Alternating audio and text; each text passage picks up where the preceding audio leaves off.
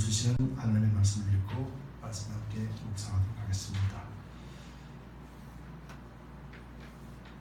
말씀은 고린도후서 말씀입니다. 고린도후서 6장 1절에서 13절입니다. 고린도후서 6장 1절에서 13절까지 말씀입니다. 함께 천천히 읽겠습니다. 우리가 하나님과 함께 일하는 자로서 너희를 권하노니 하나님의 은혜를 헛되이 받지 말라.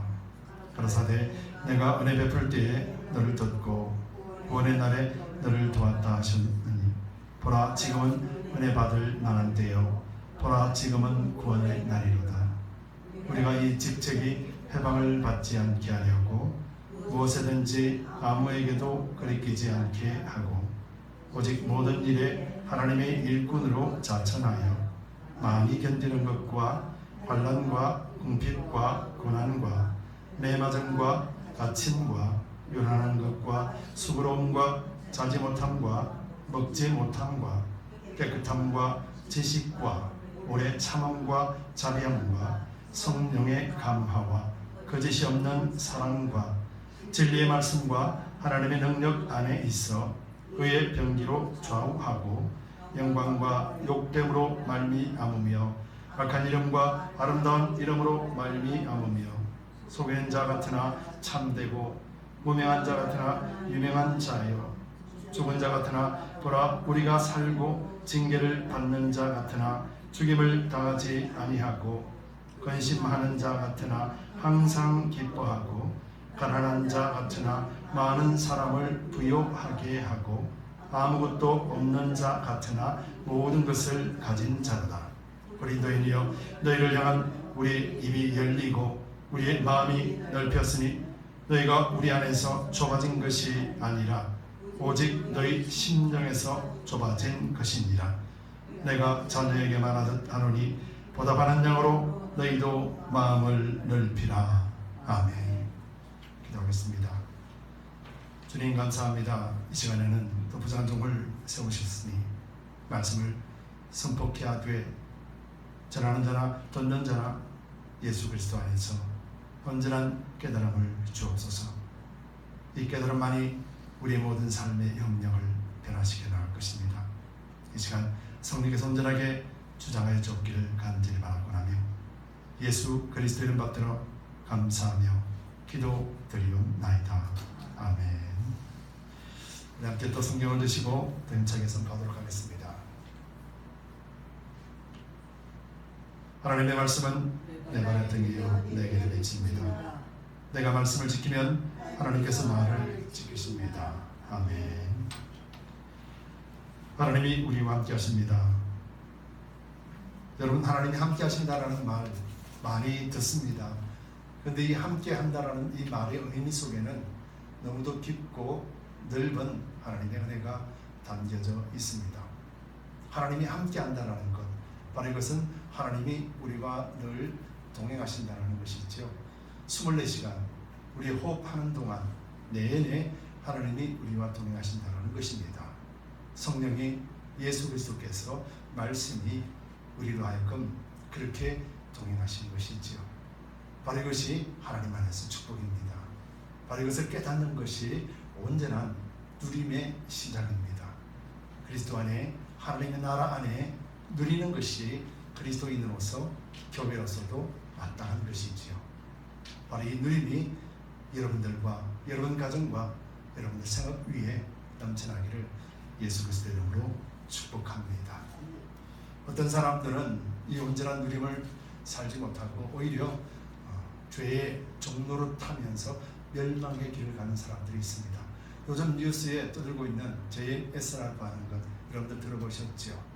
신천지라고 하는 것과 그리고 또 한 사람이 더 있죠. 한 사람 이재록이라고 하는 사람. 바로 이런 사람들이 그리스도인이면서도 하나님을 대적하고 예수 그리스도의 이름을 팔아서 사람들을 곤란하게 또 죄 가운데 빠뜨리는 악한 자의 삶을 살지요. 여러분 이 정명석이라는 사람과 신천지 그리고 또 이재록이라는 사람이 하나님 앞에 과연 회개할 기회가 있을까요? 없을까요? 어떻게 생각하십니까? 이들은 악한 일에 쓰임받기로 작정되어 있는 자들입니다. 여러분, 그들을 따르는, 그들을 추종하는 세력들은 하나님 앞에 회개할 기회가 있을까요? 없을까요? 없을까요? 이들에게는 하나님이 회개할 기회를 주어집니다. 여러분, 거짓에 무너진다는 것, 거짓에 멸망당한다는 것, 이것은 무엇 때문에 그럴까요? 왜 거짓에 이렇게 무너질까요? 뉴스를 들어보면은 이건 사람이 할 짓이 아님에도 불구하고 이것을 하나님의 뜻으로 받아들이는 그 신령들이 과연 무엇 때문에 그럴까요? 여러분, 이것은 단 한 가지로 요약해 보면은 그들은 성경을 가지고 있지만은 성경을 덮어놓고 믿는다라는 것이죠. 성경 한 구절만 읽어봐도 그것이 잘못되었고 그것이 사탄의 짓이라는 것을 금방 알 수 있을 것입니다. 그런데 그들은 성경을 제대로 읽지도 않고 깨닫지도 않으면서 그 사람의 말에 현혹되어져서 성적 노예로 전락하고 말고 또 그것을 하나님을 믿는 것으로 착각하고 살아가고 있지요. 그중에 어떤 사람은 이제 깨닫게 됨으로 인하여서 하나님 앞에 회개하고 돌아선다라면 그들은 하나님의 구원의 대열에 다시 서게 될 것입니다. 그러나 정명석이나 신천지나 이재록 같은 자들은 가롯 유다와 같이 하나님 앞에 악한 자로 쓰임받다 멸망의 길에 들었을 것입니다. 이것은 분명한 사실입니다. 성경에도 그렇게 말씀하고 있습니다. 여러분, 이들은 어디 출신이겠습니까? 이재록과 정명석과 그리고 이만희가 어디의 출신입니까? 근데 그들이 어디에서 나왔습니까? 교회 공동체에서 나왔습니다.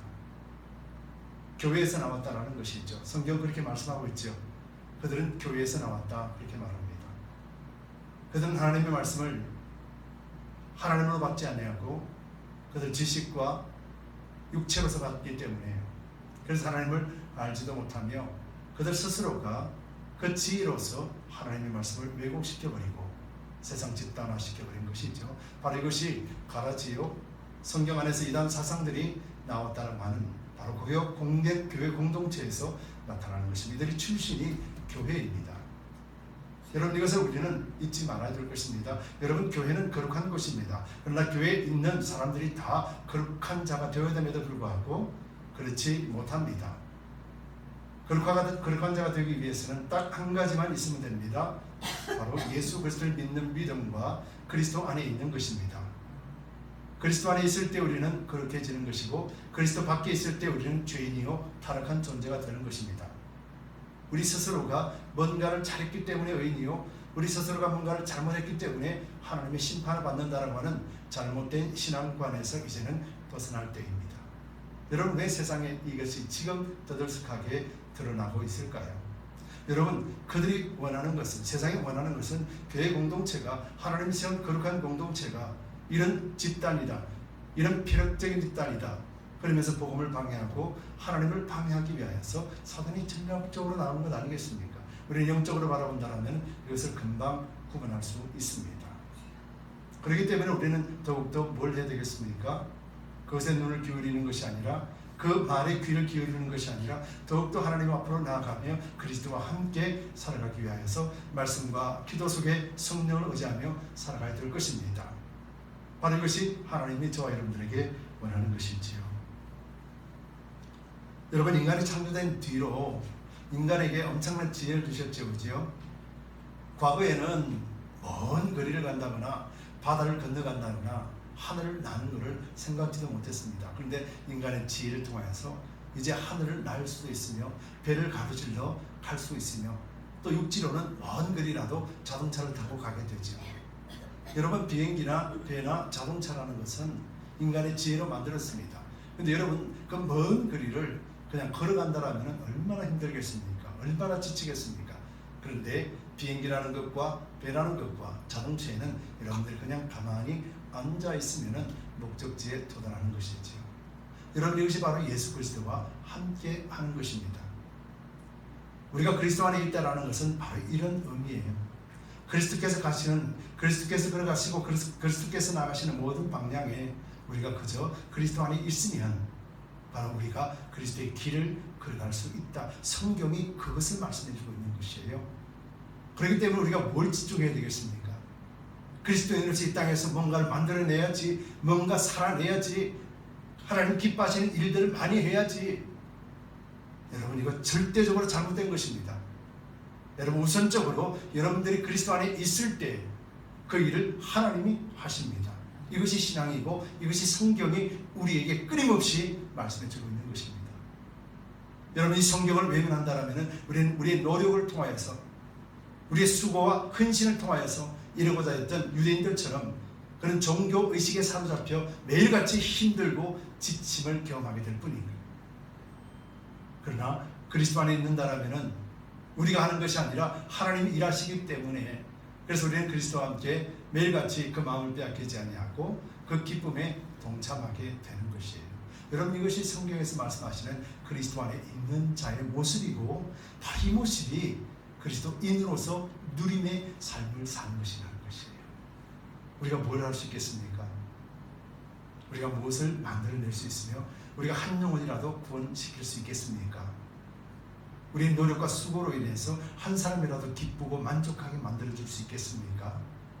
24시간 일주일 365일 계속해서 헌신을 하더라도 단 한 번의 실수, 단 한 번의 잘못된 것으로 인해서 그 모든 것이 물거품 되어버리는 것이 인간의 생각이고 인간의 감정인데, 우리가 어떻게 그것을 충분하게 만족시킬 수 있겠습니까? 우리는 절대로 그렇게 행할 수도 없으며 이것으로 인해서 모든 사람은 결코 만족할 수가 없는 것이에요. 그렇기 때문에 우리는 매일같이 어디로 와야 되겠습니까? 그리스도 안으로 들어가는 것이죠. 주님이 내 안에 계시고 내가 그리스도 안에 있을 때, 그때 모든 것을 할 수 있다라고 말씀하시는 그 의미는 예수께서 하시겠다라는 거예요. 그래서 내가 행하는 모든 일들이 내 노력과 수고가 아니라 예수 그리스도를 말미암아 너무 기쁘고 너무 감사해서, 그래서 너무 즐거워서 자동적으로 나타나는 모습이죠. 이것이 24시간이요 일주일이요 1년이 될 때 사람들은 변하게 되고 그 모습이 그리스도인의 모습이다, 그렇게 말하는 것이죠. 여러분, 오늘 사도 바울이 바로 이것을 이야기하는 거예요. 여러분, 고린도 교회는 어떤 교회였습니까? 아프로디테라고 하는 그런 그들의 우상이 큰 신전을 두고 거기서 그들은 제사를 드리는 우상지역입니다. 뿐만 아니라 사람들은요 타락의 경지에 올라갔습니다. 왜냐하면 이 아프로디테라고 하는 그런 신전에서 그들이 신에게 제사하고 난 뒤에 그곳에는 상주에 있는 여사제들이 있습니다.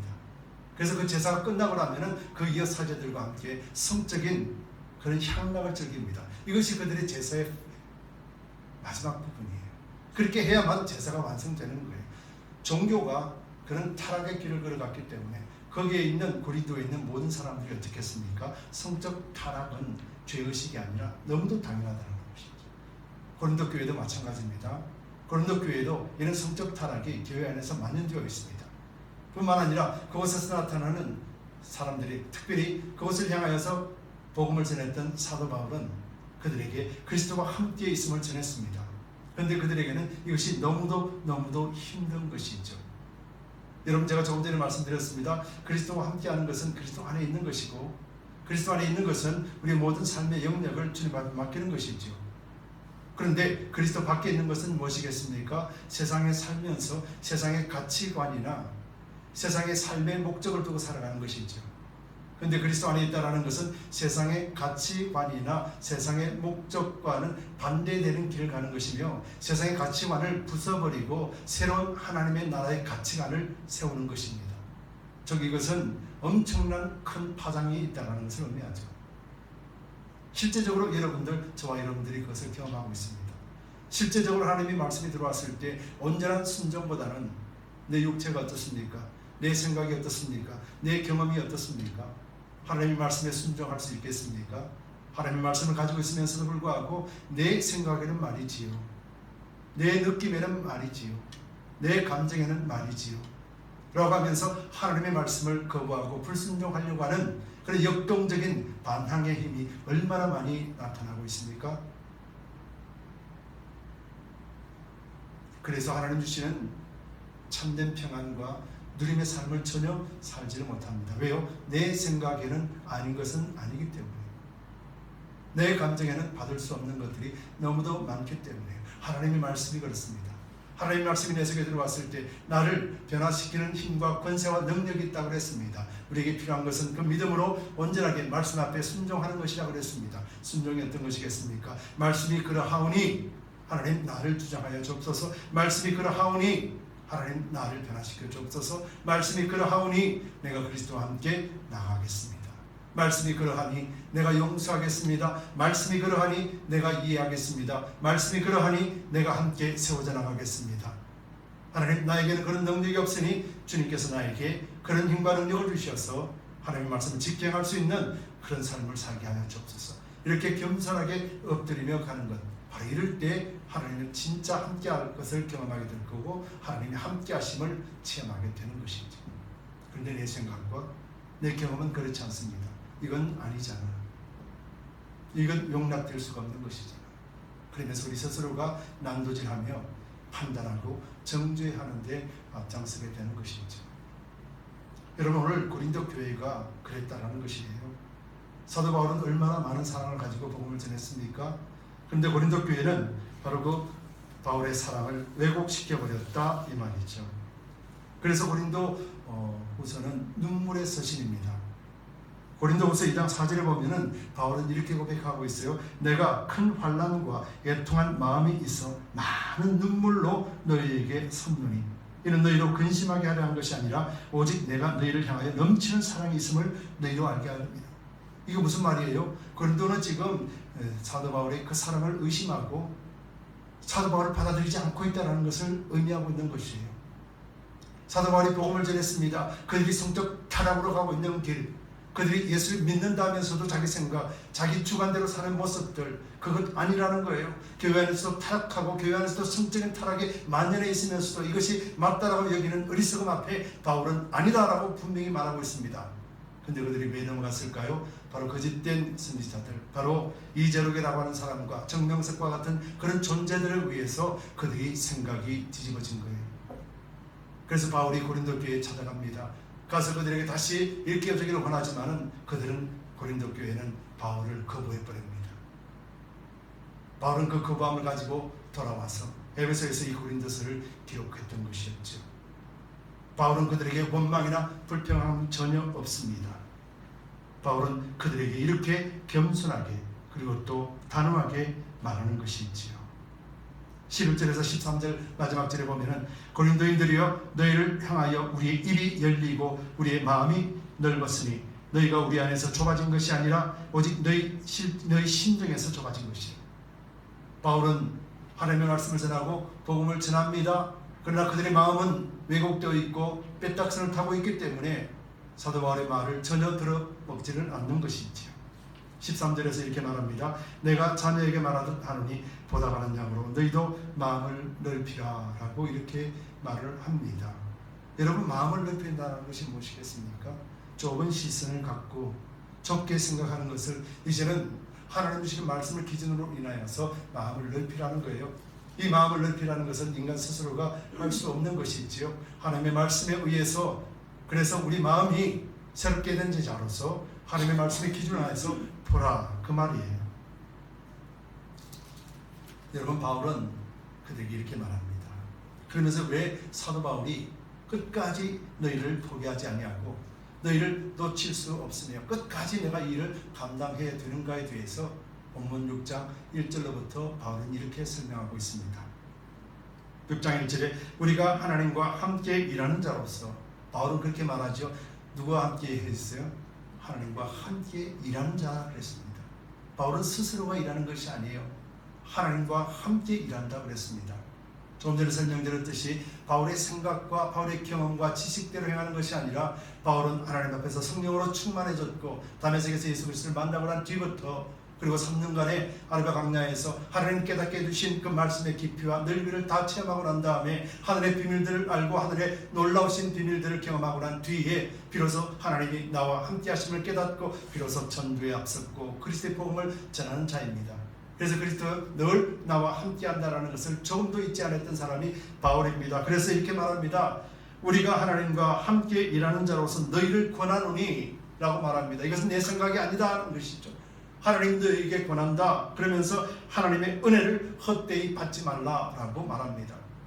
사도 바울은 그들에게 하나님의 은혜를 전하기로 합니다. 그러나 그들은 거부했습니다. 여기서 말하는 은혜를 헛되이 받지 말라라는 의미는 어떤 의미겠습니까? 헛되이 받는다라는 것은 너희가 그리스도인으로서 그리스도와 함께 사는 것을 포기하고 우상을 섬기는 그런 자들과 함께 세상의 죄악들과 함께 걸어가는 그 길, 이것이 헛되이 받는 것이라는 것이죠. 너희가 지금 행하고 있는 길이 잘못된 길이다. 그러니 예수께서 하신 말씀들을 기억하고 너희는 그리스도 앞으로 나아오라, 이 말씀이죠. 여러분, 우리 그리스도인들과 교회들은 하나님의 말씀을 헛되이 받고 있지는 않습니까? 하나님의 말씀을 말씀 그대로 받지 못한다면 우리는 헛되이 받고 있는 것입니다. 내 생각에는 이렇다, 내 느낌에는 이렇고 내 경험에는 이렇다라고 하는 것은 바로 하나님의 말씀을 헛되이 받는 것과 같다는 것이죠.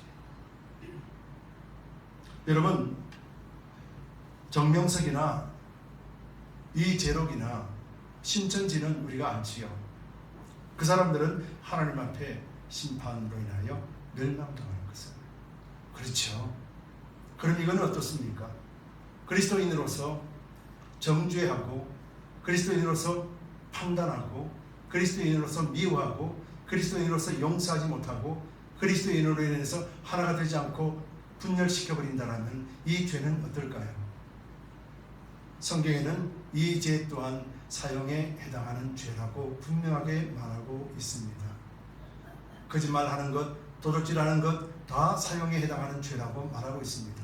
이재록과 신천지나 정명석 같은 존재도 사망에 해당하는 죄를 지었지만은 그리스도인이면서도 성령이 함께하면서도 성령의 말에 순응하지 아니하고 예수의 말씀이 아니라 내 생각대로 산다라면은 이 또한 사형에 해당하는 자로서의 삶을 살 수밖에 없다. 성경은 그렇게 말씀하고 있는 것이지요.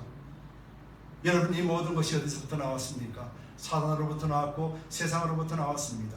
우리 육체는 어디서부터 나왔습니까? 땅으로부터 나왔습니다. 땅은 타락되어 있습니다. 타락한 곳에서 우리는 태어났습니다. 그래서 우리라는 존재는 타락한 존재요, 심판이 정해져 있는 존재입니다.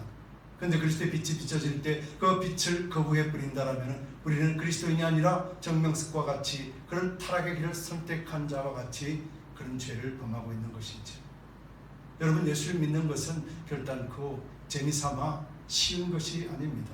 예수를 믿는다라는 것은 내가 그리스도 앞에 복종하는 것이며 내 생각에는 내 주관을 예수 그리스도 십자가 그 말씀 앞에 없애버리는 것입니다. 내 가치관을 던져버리는 것입니다. 내 삶의 방법들을 던져버리는 것입니다. 그래서 예수를 따라가는 것입니다. 예수님을 의지하고 예수님과 함께 사는 것입니다. 오늘 사도 바울은 4절부터 시작해서 10절까지 그 내용을 기록하고 있습니다. 여러분, 사도 바울이라는 사람이 누굽니까? 사도 바울은요, 세상적인 원리로 보면은 그 사람은 세상에서 떵떵거리며 호의호식하고 살 수 있는 사람입니다. 어떤 누구도 세상적으로도 그 지식과 지혜에 도전할 사람이 없습니다. 힘과 권세를 가질 수 있는 사람입니다. 그러나 그 모든 것을 다 내려놓고 지금 바울이 이렇게 말합니다. 4절 말씀에 이렇게 기록하고 있습니다. 3절부터 제가 읽어드릴게요. 우리가 이 직책이 회방을 받지 않게 하려고 무엇이든지 아무에게도 그리끼지 않게 하려고. 바울은 직책이 회방을 받지 않게 하려고 라고 서두에 말하고 있습니다. 직책이 무엇입니까? 바울의 직책은 그리스도를 전파하는 하나님의 종입니다. 예수의 생명을 전하는 자들. 교회와 성도는 누구입니까? 하나님을 찬송하고 예배드리고 세상에 하나님을 전하는 자들이죠. 직분자들은 무엇입니까? 직책이 무엇이겠습니까? 바울은 오늘 그 말씀하고 있는 것이죠. 내 직분에, 내 직책에 부끄러움을 당치 않기 위하여서. 바울은 자기 자신의 부끄러움이 아니라 하나님이 맡겨주신 그 직책에 부끄러움을 당치 않기 위하여서, 그리끼지 않게 하기 위하여서 바울은 지금 이렇게 산다라고 4절부터 기록하고 있습니다. 모든 일에 하나님의 일꾼으로 자천하여 많이 견디는 것과 환난과 궁핍과 곤난과. 자천한다라는 것은 스스로가 낮아지는 것이죠. 그리스도 안에 있는 것을 이야기하는 것입니다.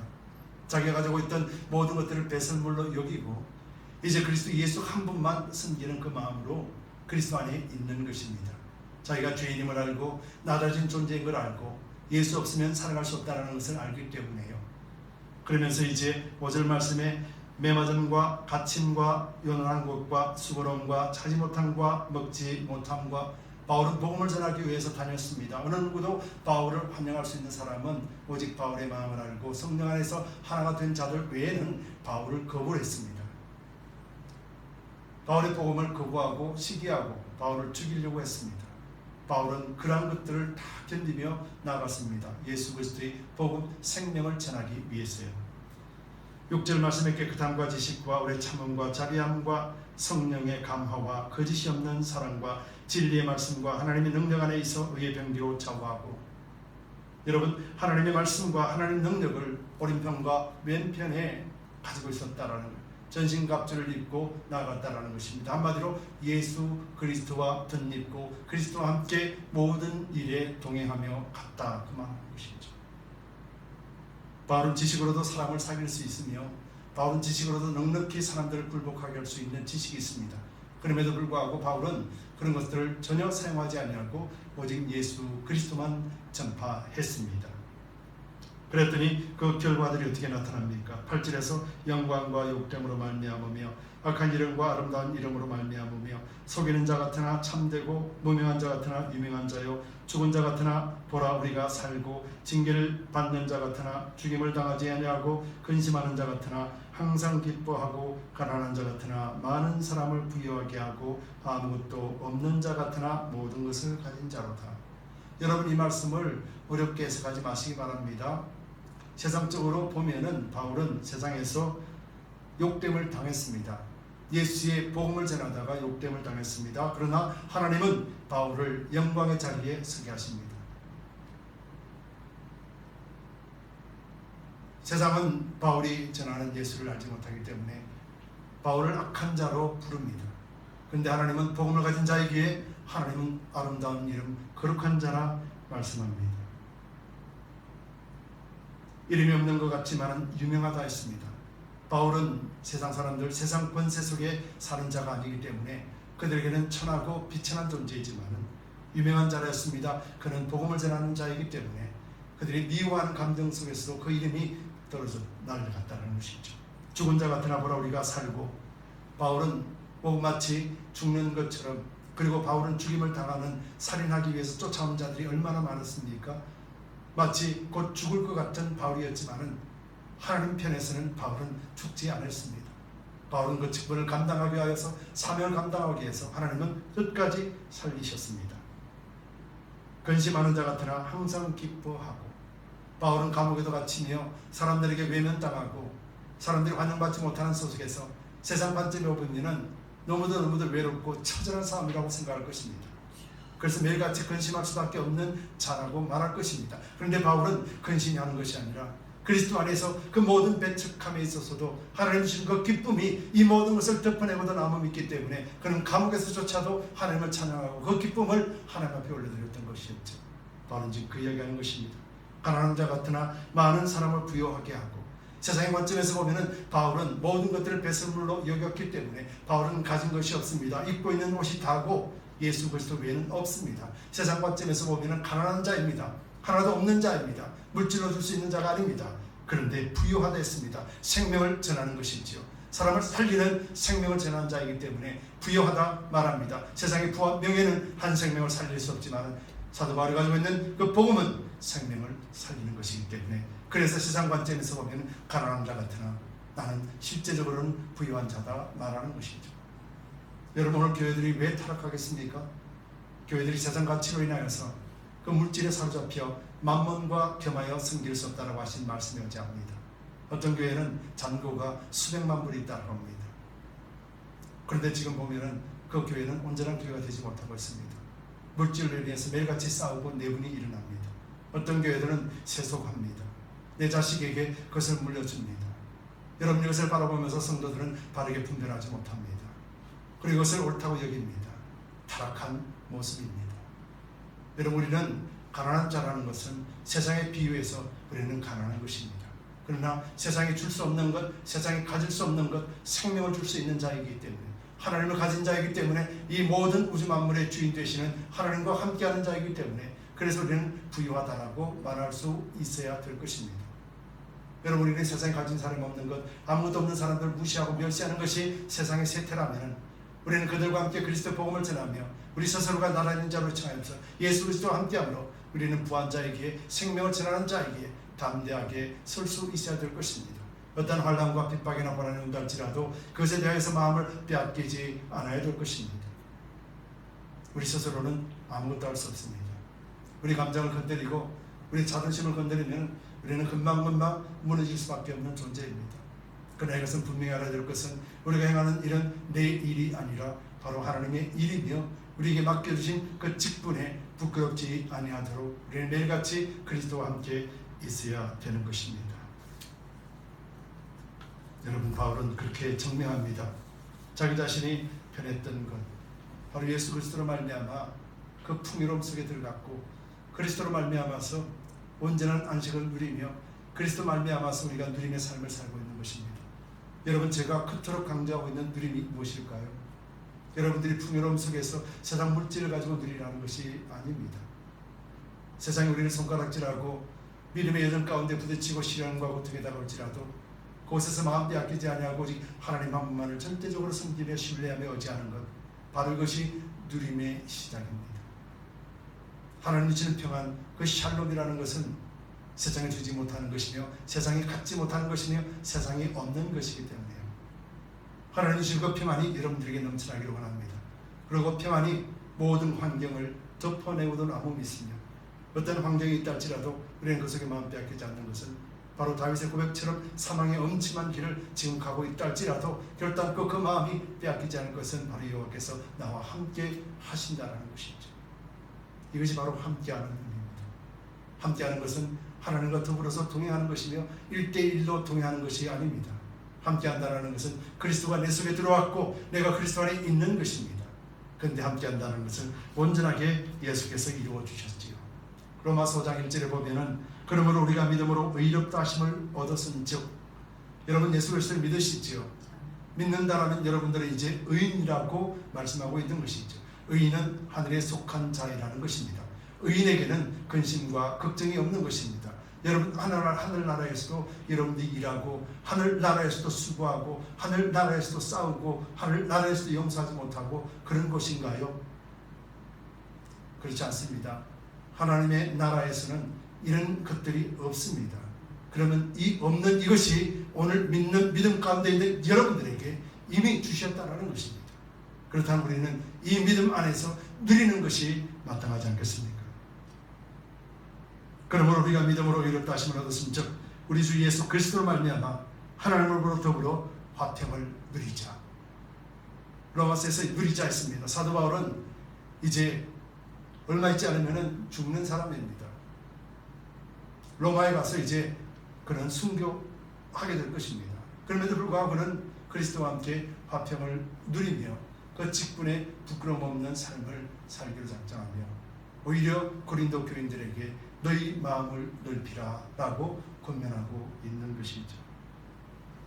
여러분, 성경은 그렇게 말합니다. 십자가 사랑으로 이미 믿는 모든 자들에게 의인이라고 하는 놀라운 이름을 주셨고, 그래서 하나님은 거룩한 백성 성도라고 하는 이름을 주셨고, 예수께서 친히 머리가 되심으로 말미암아 우리가 지체가 되고 한 몸을 이루는 교회 공동체를 만들어 주셨고, 가정 가운데서도 남편과 아내가 한 몸을 이루며 그 유업을 이어받는 그 질서 속에 두었으며 그 유업이 자녀들에게 흘러갈 수 있는 축복의 통로로 이미 만들어 주셨습니다.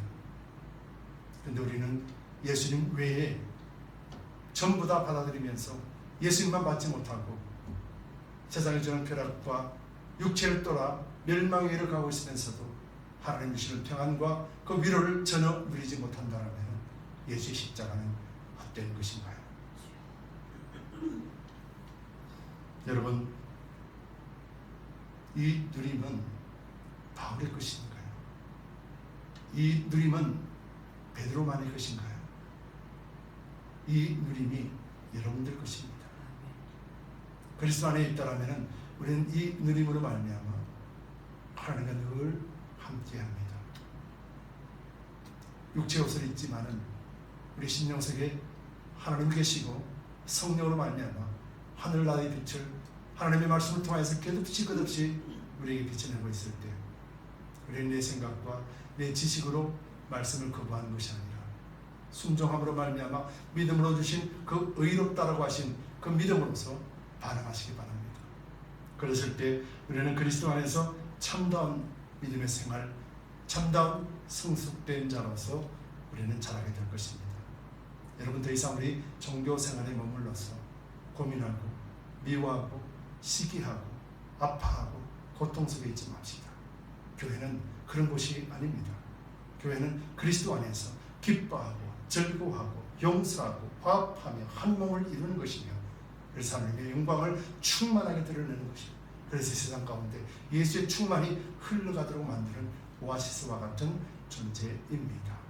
바로 그 일에 동참하는 저와 여러분들이요, 그 일에 쓴받기 위하여서 직분을 주셨고 그 직분에 부끄럽지 않게 하여 예수께서는 오늘도 저와 함께 하십니다.